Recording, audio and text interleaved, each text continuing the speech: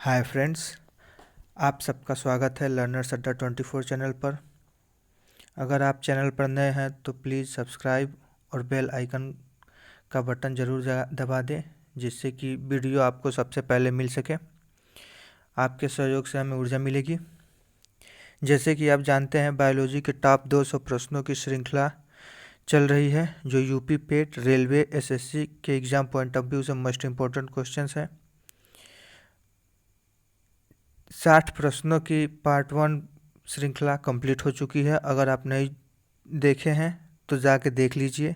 आज हम बायोलॉजी के टॉप 40 प्रश्नों का विस्तृत अध्ययन करेंगे। तो चलिए शुरू करते हैं।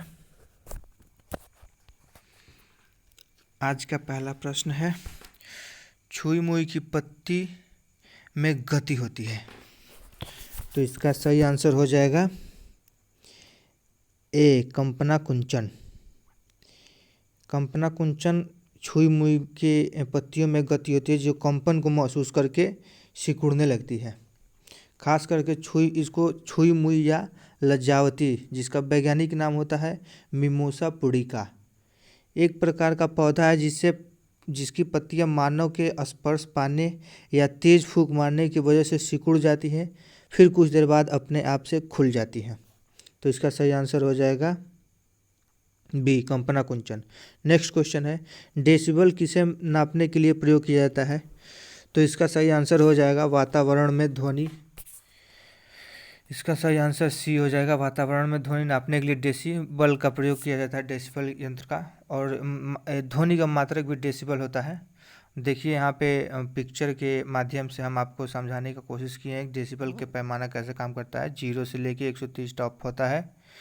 जैसे मानव सुनता है धीरे सांस 10 डेसिबल, क्वाइट रूम अगर शांत रूम है तो उसमें 20 डेसिबल की आवाज़ आती है, मापा जा सकता है। लाइट रूम विस्पर सोर्निंग 30 होता है।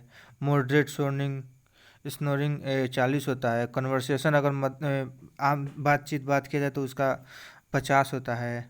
ऐसे ऐसे करके लेवल बढ़ता जाएगा और लास्ट तक जाते जाते मेटल कंसर्न, बड़े बड़े जो बाजा वजा या आवाज़ बुलेट वगैरह की होती है, गन वगैरह की, तो वो 130 तक जाती है। नेक्स्ट क्वेश्चन, कोशिका में प्रोटीन संश्लेषण कहाँ होती है? तो इसका सही आंसर हो जाएगा ए, राइबोसोम में। इसका सही आंसर हो जाएगा ए, राइबोसोम में। राइबोसोम के बारे में आपको हम बता दें कि राइबोसोम सजीव कोशिका के कोशिका द्रव्य में स्थित बहुत ही सूक्ष्म कण हैं, जिनकी प्रोटीन के संश्लेषण में बहुत महत्वपूर्ण भूमिका होती है। ये आनुवांशिकी पदार्थों जैसे डीएनए तथा आरएनए के संकेतों को प्रोटीन श्रृंखला में परिवर्तित करती है। और यहाँ हम पिक्चर के माध्यम से आपको समझाने की कोशिश की है राइबोसोम के फंक्शन क्या होते हैं। नेक्स्ट क्वेश्चन, क्वेश्चन नंबर 4, किसकी उपस्थिति के कारण किसी पादप कोशिका और पशु कोशिका में अंतर पाया जा सकता है? ये बहुत इंपॉर्टेंट क्वेश्चन है, ये प्राय एग्जाम में देखने को मिलेंगे आपको। इसका सही आंसर हो जाएगा ऑप्शन ए, कोशिका भित्ति। इसका आंसर हो जाएगा कोशिका भित्ति। और ये यहाँ पे पिक्चर के माध्यम से आप देख सकते हैं कोशिका भित्ति कैसे होती है, क्या इसकी प्रोसेस है, फंक्शन क्या है। नेक्स्ट क्वेश्चन है, निम्नलिखित में से कौन सा कोशिकांग डीएनए रखता है? तो माइट्रोकांड्रिया। इन 4 ऑप्शन में से ऑप्शन बी सही है, माइट्रोकांड्रिया डीएनए रखता है। जीवाणु और नीले हरित शैवाल को छोड़कर शेष सभी सजीव पादप और जंतु कोशिकाओं में कोशिका द्रव्य में अनियंत्रित रूप से बिखरे हुए दोहरी झिल्ली आबंध कोशिकाओं को माइट्रोकांड्रिया कहते हैं। कोशिकाओं के अंदर सूक्ष्मदर्शी से देखने पर ये गोल, लंबे या अंडाकार दिखते हैं। ये देखिए यहाँ पे हम आपको फोटो दिखा रहे हैं कैसे हैं। तो ये सूक्ष्मदर्शी से, कोशिका के अंदर सूक्ष्मदर्शी से देखने पर ये अनेक आकार के दिखते हैं, कभी गोल, कभी लाम, कभी अंडाकार। नेक्स्ट क्वेश्चन, इसका सही आंसर भी हो जाएगा। नेक्स्ट क्वेश्चन, कोशिका की क्रियात्मक गतिविधि किसके द्वारा नियंत्रित होती है? तो इसका सही आंसर हो जाएगा बी, केंद्रक द्वारा। प्रश्न संख्या 6 का आंसर बी, केंद्रक द्वारा। केंद्रक यहाँ पर दे रखा है कि कैसा इसका फिगर होता है। ये झिल्ली नुमा ये दिख रहा है, यही केंद्रक है, गूंजा गूंजा सा दिख रहा है। बाकी अंतर्द्रव जलिका है, ये केंद्रक है, ये केंद्र द्रव है, नाभिकीय झिल्ली है, क्रोमेटिन जाल है, केंद्रिका है। नेक्स्ट क्वेश्चन, फूलों और बीजों के विभिन्न प्रकार के आकर्षक रंग प्रदान करता है। तो इसका सही आंसर हो जाएगा क्रोमोप्लास्ट। देखिए हम थोड़ा सा आपको क्लियर कर दें कि एक क्रोमोप्लास्ट होता है, क्लोरोप्लास्ट होता है। क्लोरोप्लास्ट नामक हरे रंग के लवक जो कि जीव जगत की सबसे महत्वपूर्ण है। सबसे महत्वपूर्ण इसलिए है क्योंकि जैव रासायनिक क्रिया में ये प्रकाश संश्लेषण होती है, इसी की वजह से प्रकाश संश्लेषण होती है इसकी उपस्थिति में। और हरे रंग को छोड़कर अन्य रंगों वाले लवक को क्रोमोप्लास्ट कहते हैं। जैसे इसको छोड़ के अन्य रंग वाले जो, जैसे अभी ये क्रोमोप्लास्ट है जो कि फलों तथा फूलों को रंग प्रदान करती है, और जो इन दोनों से अलग होती है उसको ल्यूकोप्लास्ट बोलते हैं, जिनका मुख्य कार्य भोजन संग्रह में मदद करना है। तो इसका सही आंसर हो जाएगा सी, क्रोमोप्लास्ट। नेक्स्ट क्वेश्चन, कोशिका के आत्मदाह की थैली कहलाता है। तो कोशिका की आत्मदाह की थैली लाइसोसोम को कहते हैं। ये भी इम्पोर्टेंट क्वेश्चन है, लाइसोसोम। अब लाइसोसोम कोशिका की आत्मदाह की थैली इसलिए कहा जाता है क्योंकि कोशिका को खराब करने वाले पाचन एंजाइम का स्राव करता है लाइसोसोम, इसलिए इसको कोशिका का आत्मदाह की थैली कहा जाता है। नेक्स्ट क्वेश्चन, माइटोकॉन्ड्रिया किसके अनुपस्थिति होता है। तो अभी जैसे बताया कि जीवाणु और हरित शैवाल को छोड़कर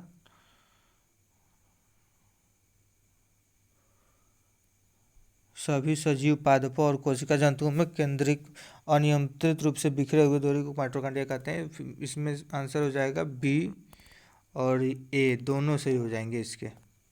नेक्स्ट क्वेश्चन, निम्नलिखित में से कौन सा पदार्थ मानव शरीर में ईंधन का काम करता है। तो कार्ब्स होते हैं, जो कार्बोहाइड्रेट बोलते हैं जिसको, ये मनुष्य के शरीर में ईंधन के काम करते हैं। जो अपने 6 पोषक तत्व हैं हमारे शरीर के लिए, 6 पोषक तत्वों में से कार्बोहाइड्रेट ऊर्जा का कार्य करता है मनुष्य के शरीर को। जैसे बता सकते हैं कुछ कार्बोहाइड्रेट सजीव के शरीर में रचनात्मक तत्वों का निर्माण करते हैं, जैसे कि सेल्यूलोज, हेमीसेल्यूलोज, काइटिन तथा पेक्टिन। जबकि कुछ कार्बोहाइड्रेट ऊर्जा प्रदान करते हैं, जैसे मंड, शर्करा, ग्लूकोज, ग्लाइकोजन। कार्बोहाइड्रेट स्वाद में मीठे होते हैं, यह शरीर के शक्ति उत्पन्न करने में प्रमुख कार्य करते हैं, इसलिए इसका सही आंसर हो जाएगा डी। नेक्स्ट क्वेश्चन, कैप्सूल का आवरण बना होता है। तो कैप्सूल का आवरण स्टार्च का बना होता है। जैसे देखते हैं आप, पानी के संपर्क में आते ही ये धीरे धीरे पिघलने लगता है और पिघलते पिघलते मेल्ट हो जाता है एकदम, स्टार्च का बना होता है। नेक्स्ट क्वेश्चन, शहद का प्रमुख घटक है। तो शहद का प्रमुख घटक है फ्रक्टोज। फ्रक्टोज को फल शर्करा भी कहते हैं हिंदी में। यह एक कार्बनिक यौगिक है। यह एक प्रकार का प्रांजलीय है। इसका स्वाद मीठा होता है। इसका अणुसूत्र भी ग्लूकोज के सूत्र के बराबर होते हैं, C6H12O6। यही ग्लूकोज का भी रासायनिक सूत्र होता है और यही फ्रक्टोज का भी रासायनिक सूत्र होता है। नेक्स्ट क्वेश्चन है, निम्नलिखित में से कौन सा शर्करा तत्काल ऊर्जा प्रदान करती है। तो इसका सही आंसर हो जाएगा ग्लूकोज। ग्लूकोज का सूत्र भी वही होता है, C6H12O6। नेक्स्ट क्वेश्चन, शरीर का विशालतम धमनी है। तो शरीर का विशालतम धमनी एरोटा होती है। नेक्स्ट क्वेश्चन, शरीर में ऊतकों का निर्माण किससे होता है। तो टिश्यूज़ का जो निर्माण होता है वो प्रोटीन से होता है, प्रोटीन से होता है। नेक्स्ट क्वेश्चन, सोयाबीन में प्रोटीन का प्रतिशत होता है। तो 42, सबसे ज़्यादा प्रोटीन की मात्रा सोयाबीन में ही पाया जाता है। तो 42% प्रोटीन सोयाबीन के होते हैं। नेक्स्ट क्वेश्चन, किसमें प्रोटीन नहीं पाया जाता है। तो चावल में प्रोटीन नहीं पाया जाता, इसमें कार्बोहाइड्रेट पाया जाता है, बाकी इन सब में प्रोटीन पाया जाता है। और ये हमने फिगर के माध्यम से आपको दिखाया है कि टॉप 10 जो प्रोटीन के सोर्सेज हैं वो कौन कौन से हैं, जिसमें आपको दिख रहा है अंडा यहाँ पे है, चिकन है, लो फैट दूध है, पनीर है, मछली है, बादाम, दही, पंपकिन सीड्स, गोभी और दालें, ये सब प्रोटीन की मुख्य स्रोतें हैं।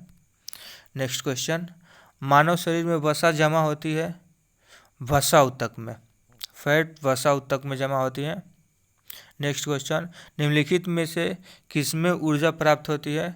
तो विटामिन से भी ऊर्जा प्राप्त होती है, सॉरी किससे ऊर्जा प्राप्त नहीं होती है? तो इसका सही आंसर हो जाएगा ए, विटामिन से ऊर्जा प्राप्त नहीं होती है, बाकी 3 चीज़ से प्राप्त होती है। मानव शरीर में विटामिन ए संचित रहता है यकृत में, मानव शरीर में विटामिन ए संचित रहता है यकृत में। नेक्स्ट क्वेश्चन है थायमीन क्या है? तो B1 को थायमीन कहते हैं, जैसे बता सकता है विटामिन ए को रेटिनॉल कहते हैं, विटामिन ए को रेटिनॉल, विटामिन बी को थायमीन, विटामिन B2 को राइबोफ्लेविन कहते हैं, और विटामिन सी को स्कर्बिक एसिड कहते हैं। तो इसका सही आंसर हो जाएगा विटामिन B1। नेक्स्ट क्वेश्चन, प्रातःकाल धूप में मानव शरीर को कौन सा विटामिन उत्पन्न होता है? तो विटामिन डी, इसको सनशाइन विटामिन भी कहते हैं। विटामिन डी सुबह सूर्य के प्रकाश से मिलती है विटामिन डी, और इसको कैल्सीफेरॉल, इसका रासायनिक नाम होता है कैल्सीफेरॉल। विटामिन डी का ये टॉप सोर्सेज यहाँ पे हमने फिगर के माध्यम से देख रखा, आप समझ लीजिएगा देखिए। नेक्स्ट क्वेश्चन, हृदय की धड़कन को नियंत्रित करने के लिए निम्न में से कौन सा खनिज आवश्यक है? तो इसका सही आंसर हो जाएगा पोटेशियम, ये हमारे हार्ट बीट को कंट्रोल करता है। नेक्स्ट क्वेश्चन, पालक के पत्ते में किसकी मात्रा सबसे अधिक होती है? तो आयरन की मात्रा सबसे अधिक, लोहा आयरन हरी पत्तियों में ही पाई जाती है, और आयरन का सबसे बेस्ट सोर्स होता है पालक, पालक सबसे बेस्ट सोर्स होता है। नेक्स्ट क्वेश्चन, निम्न में से सबसे छोटा जीव?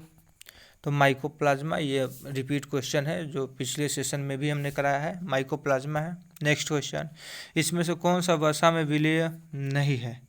तो फैट में विलेय बोल रहा है कि नहीं है, तो इसमें से बी फैट में विलेय नहीं है। देखिए आसानी से याद कराने के बता रहा हूँ मैं, जल में घुलनशील, इसका शॉर्ट आप याद कर सकते हैं WBC, मतलब W से वाटर हो जाएगा जल, और BC जल में घुलनशील है, बाकी जो बचा हुआ है ADE ये फैट में घुलनशील है। नेक्स्ट क्वेश्चन, कैंसर के उपचार के लिए प्रयुक्त रेडियो आइसोटोप है? तो CO60 जो ये लिखा है ऑप्शन बी, इसको बोलते हैं कोबाल्ट 60, कोबाल्ट 60 से कैंसर का उपचार किया जाता है। नेक्स्ट क्वेश्चन, मीना माता रोग का कारण है? तो मीना माता पारा के कारण से होता है, पारा जो मछली, ये लगभग 1952 के आसपास जापान में सबसे पहले दिखा था, मछली खाने से उत्पन्न हुई थी, मछलियों से निकला था ये बीमारी, तो पारा के कारण होता है ये। नेक्स्ट क्वेश्चन, पित्त ज्वर संचारित किया जाता है? तो ये पित्त ज्वर को ही येलो फीवर कहा जाता है, जिसको जॉन्डिस बोलते हैं आप अपने यहाँ पीलिया बोला जाता है। तो पीला फीवर या पीला बुखार गंभीर वायरल संक्रमण से है जो कि मच्छर से फैलता है, जिसे एडीज इजिप्टी मच्छर के नाम से जानते हैं, और ये रहा एडीज इजिप्टी मच्छर, इसको देख लीजिए, पहचान लीजिए और साफ सफाई से रहें। नेक्स्ट क्वेश्चन, छिली हुई सब्जियों को धोने में कौन सी विटामिन गायब हो जाती है? तो विटामिन सी जो स्कर्बिक एसिड होता है वो छिली हुई सब्जियों के निकल जाती है धोने से। नेक्स्ट क्वेश्चन, निम्नलिखित में से किसकी उपस्थिति के कारण दूध में मिठास आ जाती है? तो लैक्टोज की उपस्थिति के कारण, ऑप्शन डी इसका सही आंसर हो जाएगा, लैक्टोज की उपस्थिति के कारण मीठा हो जाता है दूध। नेक्स्ट क्वेश्चन है, मानव के शरीर की सबसे छोटी हड्डी कौन सी है? तो मानव शरीर की सबसे छोटी हड्डी स्टेपिस है, ये कान की हड्डी होती है, ये आपको दिख रहा है यहाँ पे छोटा सा एक हड्डी, सबसे छोटा कान में ये पाई जाती है, इसको स्टेपिस बोलते हैं। तो सबसे छोटा हड्डी स्टेपिस है। नेक्स्ट, मानव शरीर में खून की शुद्धिकरण की प्रक्रिया को क्या कहते हैं? तो इसको डायलिसिस बोलते हैं, खून की शुद्धिकरण की प्रक्रिया को डायलिसिस बोलते हैं। इसमें खराब पंप के माध्यम से खराब खून को निकाल कर और अच्छे खून को मनुष्य में इंजेक्ट किया जाता है।